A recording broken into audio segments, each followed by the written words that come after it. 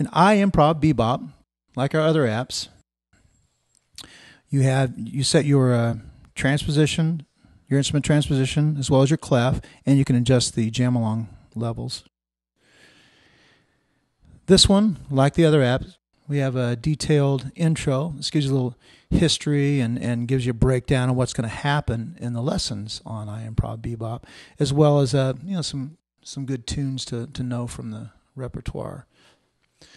This breaks down to lessons. The first 4 lessons basically deal with interjection of half steps in places to kind of create the bebop colors. And a lot of those will actually have accompanying patterns as well.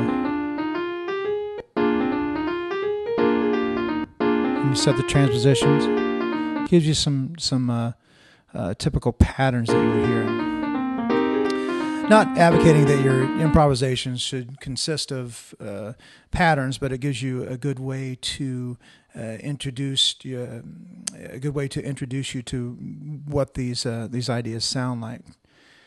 And like many of the lessons in this, there'll be the accompanying play along we can practice with.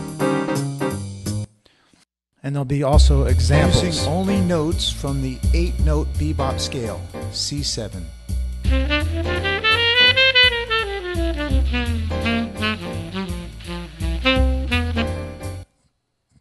First 4 lessons deal with chromatic interjection.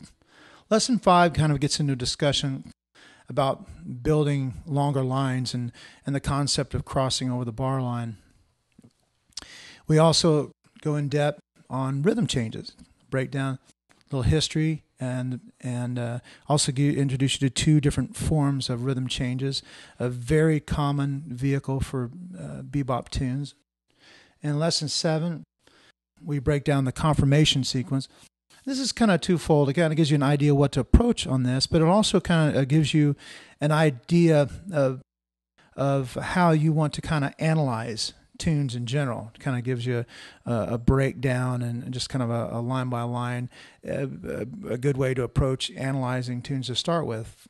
For one, you'll understand what to do on these tunes, but it'll also help you learn tunes much better if you can kind of analyze what's happening, because there are, in the language of jazz, there are many things that happen again and again and again, and as the deeper you get, the more you'll start to hear those things and recognize them.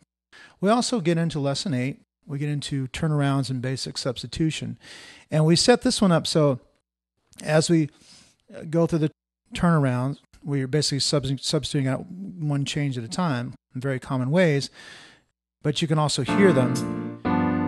And these can function as play-alongs as well, because they will loop endlessly. So it gives you basically kind of added play-alongs if you want.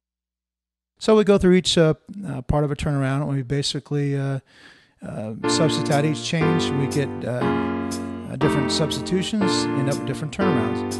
Not that substitutions only occur in turnarounds, but that's a very common place for it. And this is a good way to go through and learn that through turnarounds.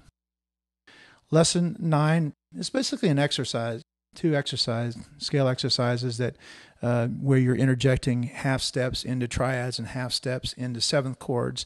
Really great exercise to get you comfortable with interjecting half steps. And by the time you get through these, you really will know your scales.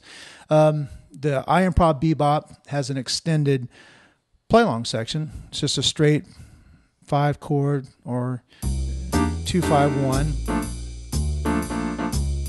Like everything else, tempo changes, key changes, cycle around endlessly. We also get 2 versions of rhythm changes. We get the confirmation sequence and 3 different turnarounds to practice with. iImprov-Bebop.